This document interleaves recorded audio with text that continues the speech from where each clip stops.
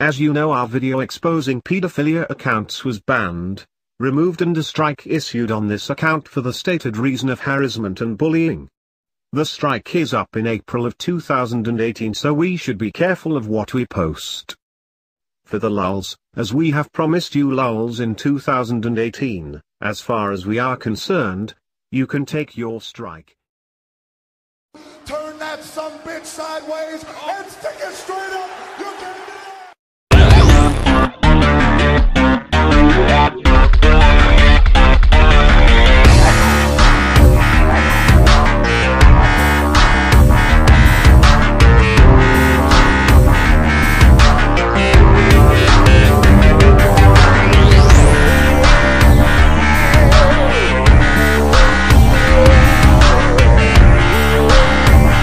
Today's story, the man who murdered the time.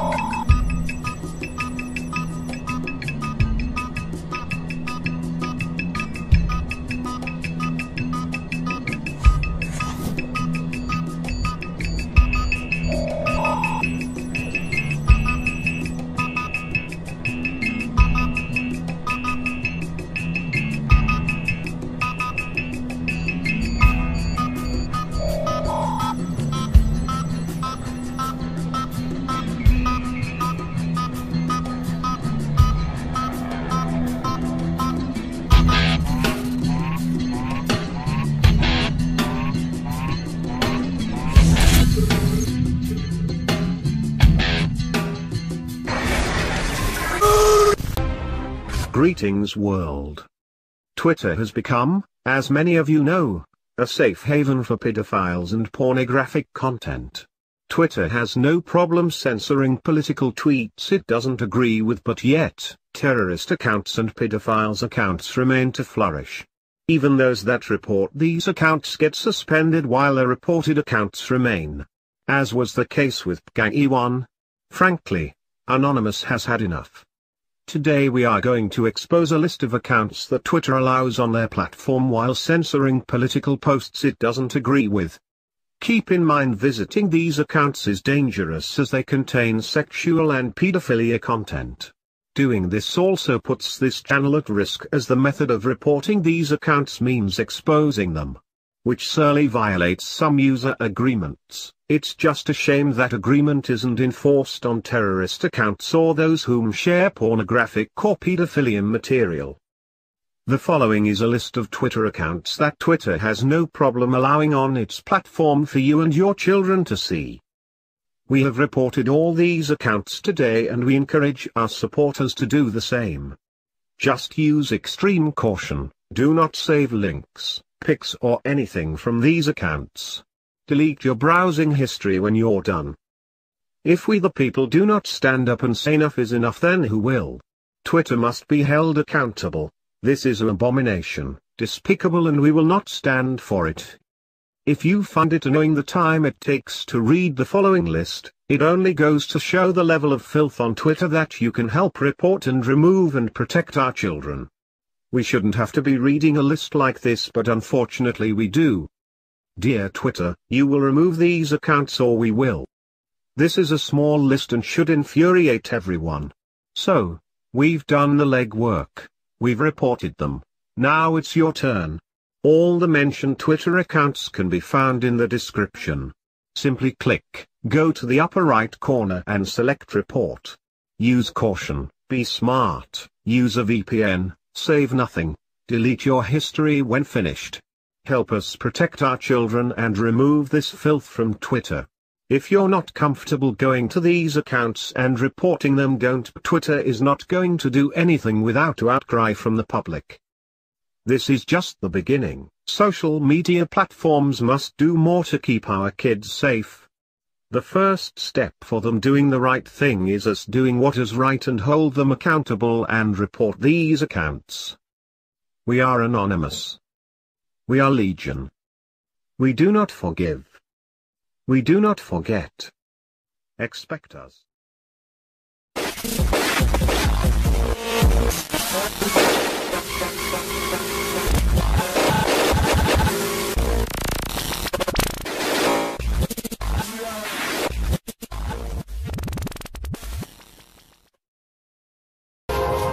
So YouTube removes our video on the grounds of harassment and bullying. Protecting pedophilia accounts on Twitter from social justice. The entire social media world from YouTube, Facebook, Twitter etc. seems to be set up to protect pedophile and terrorist from any kind of social justice, yet many of these platforms have no problem allowing these accounts and their despicable content to flourish. We will provide a link in the description of the transcript of the now banned and removed video. It's a sad day indeed when the people cannot digitally organize to report content that is in fact not only an abomination but unspeakable crimes against or in the presence of children. Anonymous will do what we do best regardless of this setback. We can't be stopped. We are the final boss of the internet. So expect us. To the second count of murder in the second degree. Guilty? Yes, sir. And doing so freely and voluntarily? Yes. Doing so because you are guilty? Yes, sir. All right. Did you? The reason I killed him was because he was a child molester. But you did in fact kill him? Oh, sure. And you intended to do it? Oh, sure, yes. Well, if it's all right, I'd like to tell you where it started. Go ahead. All right, well, he was my bunkie, and I had found out that he was in prison for child molestation, a really bad case. So that night he was trying to justify why he did it, and I just told him to be quiet, and he would have to leave in the morning to find a new cell. But he continued to talk about it and try to justify it, so he was a little bit bigger than me, so I got down and I hit him in his face a few times, and when he fell, I wrapped a cord around his neck and I took his life. You need to remember, though, he has rights like everyone else. This is a matter of what is a reasonable amount of time to detain someone, not free to leave, to confirm the validity of a warrant. Pinellas Park police say roughly 5 minutes later, the FBI did send the warrant, but by then, Sawyer was gone. This morning, police and FBI agents went door to door, questioning neighbors, at one point even going inside a house with guns drawn. Late this afternoon, police say they got a call from someone at the church who talked to Sawyer and said he wanted to turn himself in. Police say they called Sawyer and he gave them a general area where he was. An officer spotted him in this strip center parking lot on 49th Street around 2 o'clock and arrested him. Now, this is a federal case, so Sawyer will eventually be sent back to New York. But the big question is, why did police let him go in the first place? I'm working on that story, and we'll have more for you tonight at 6 o'clock. For now, we're live in Pinellas Park. Andrew Dowd, ABC Action News. The one thing that I noticed when we were at the middle school was the children were so eager to talk with him and excited to be around a famous person, and I believe he used that to his advantage. Yeah, and you were concerned that through his work and all of that, that's how he was getting access to kids, and you talked about this. Let's listen to this. You must go crazy with your travels because you get to go into all the different schools and, you know, all the different things like that. I want you to, I mean, I'm sure you have a lot of stories. I want you to tell me some of them so that, I don't know, I like to... Yeah, especially some in the middle school. I love the middle school when the girls are starting to get, you know? Yeah. Because you know how much I love big, you know, I love you.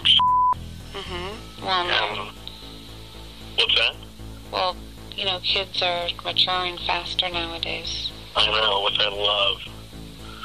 And that's what I think is wonderful with you, is that you're able to get in early. You know, I mean, you could totally you know, you can totally win them over, which is what I love. You like that? I do love that.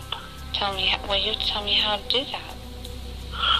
You know, just talk to them, just get to know them, just everything, and just, you know, do a little touchy-feely things with them, you know, make them feel good. And it's a little more touchy-feely, a little more touchy-feely, a little more touchy-feely. And it's that kind of stuff. Yeah. Okay. I think that would be amazing. What totally age, amazing. What age seems to be the easiest? You know, I don't know. I think, like, you know, early middle school is probably one of the best. Yeah. You know, they don't know if they're coming or going. And I could see a young, you know, 6th, 7th grader, you know, this. And they'd be all right with that? What's that? You have to find out if they'd be all right with that? Oh, I know they'd definitely be all right with that. They're very much into exploring, and, you know, it's just a matter of getting them on your side, you know. And that's what I'm just curious. I don't know how to do that. Just be friendly to them? Yeah, just be friendly to them. Just do what you normally would do, baby, because that's what you're so friendly anyway. You know, and then we can just sort of go from there. We take it, and I think it's all case by case. You know, there's no right way, wrong way, whatever. You know. Well, he's thought about this a lot. He's got a plan, he's got a technique, he's got skills, and you can tell he's done this over and over and over. Remember Jared from Subway? The fat man who became the thin man, who then became a famous fast food pitchman, and later got found out for being a kitty diddler all along. Yeah, that guy. While serving a 15-year sentence for abusing minors and keeping a Titanic-sized trove of child porn on his computer, 39-year-old Jared got the pulp knocked out of him by another prisoner, 61-year-old Steve Nigg. This week, Nigg explained why he unleashed his fists of fury on the slimy sandwich man. In a letter obtained by TMZ, Nigg explains that Jared was looked at like a god by the other child molesters at the prison in Littleton, Colorado. Jared apparently ate up the admiration like a truckload of free subs and carried himself as if he were royalty. He even hired bodyguards. But when Nigg cornered him in the yard on January 29th last year, the goon watching his back willingly turned his back on his boss to let Nigg feed Fogel a knuckle sandwich. The incident report states Jared suffered a bloody nose, scratches to the neck, and redness and swelling to his face. As punishment for doing the Lord's work, Nigg says he spent many months in solitary confinement and lost privileges such as commissary, email access, as well as the goodwill he'd built up for good behavior. Still, he says he has no regrets and did it for Fogel's victims and their families. By most accounts from those who knew him after his first sentence was over, Steve Nigg sounds like a pretty nice guy who was actively involved in his community. He even used to teach kids martial arts and dress up as Santa Claus and the Easter Bunny every year. Now, we can tack on Punisher of pansy-ass pedophilic predators to his list of good deeds. Yeah, that guy. A Riverside County man says he caught his daughter sneaking out of the house just about to leave with a sexual predator. Well, he put an end to that and held that man until police arrived. KCAL 9's Crystal Cruz reports this story could have had a very different and very tragic ending. The screen was off, and sitting here in this window was open about 3 inches or so. Tim LeBlanc happened to be up around 2 Monday morning and noticed his 12-year-old daughter's bedroom window open, and she wasn't home. I was scared to death. Everybody tells me that I'm overprotective, and apparently I'm underprotective. Tim and his older son looked around their Nuevo neighborhood and found her nearby with a man she met on social media. Well, he had this door open about this wide right here and had his arm around my daughter and was kind of, you know, sweeping her in, putting her into the truck. I pulled up right here. The dad says he used self-defense to knock the man to the ground and took this photo. Police later arrested 27-year-old Scott Stillwell from San Diego County. He's lying to me, telling me, oh, I'm 16, and there was no way. He was obviously a grown man. Tim says Stillwell led his daughter to believe she was chatting with a 15-year-old boy on social media. He was talking sexually, sending pictures of himself naked. The protective dad says his daughter isn't allowed on social media sites and says if this could happen to him, it could happen to anyone, and encourages parents to be aware. From what I gained from my interaction with this guy is I don't think that she would have ever came home alive. Stillwell was arrested accused of meeting up with a child with intentions to commit a sex act, along with sending harmful matter to a minor. Reporting in Paris, I'm Crystal Cruz. Vukovic is facing a host of charges, including robbery and assault. Police say he tracked his victims to their homes and attacked them in late June. And they say in one case he beat a man so severely with a hammer that he fractured his skull. Now, these are just allegations at this time. Jason Vukovic had little to say in court today, except to enter a plea of not guilty to charges involving 4 different men. According to charging documents, he told police he found information about his victims on the state's sex offender registry.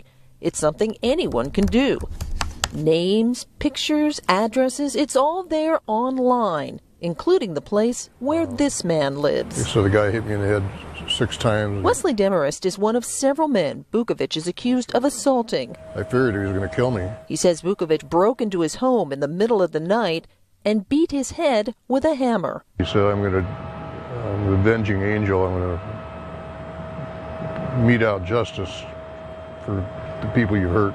In 2006, Demarest pled no contest to attempted sexual abuse of a minor. He's been on the list a long time. I get off when I'm 72. He says he understands why the list exists, but after the attack, he wonders if it offers too much information. I don't think that their place they work should be listed. I don't think their address should be public knowledge. I think the name should be enough. He says he thinks about his crime every day, how it's affected his own life. How long do I have to pay for it every time I get turned down for a job? But then he remembers his victim. How long is she going to have to live with it? Yeah, okay, so I'll live with it forever then. In some ways, he's resigned to his fate. Demarest was required to register as a sex offender for 15 years after his conviction, which means he has 5 years left. And as for Jason Vukovic, if he's convicted of all the charges, he could get more than 30 years in prison. Lauren Maxwell, KTVA.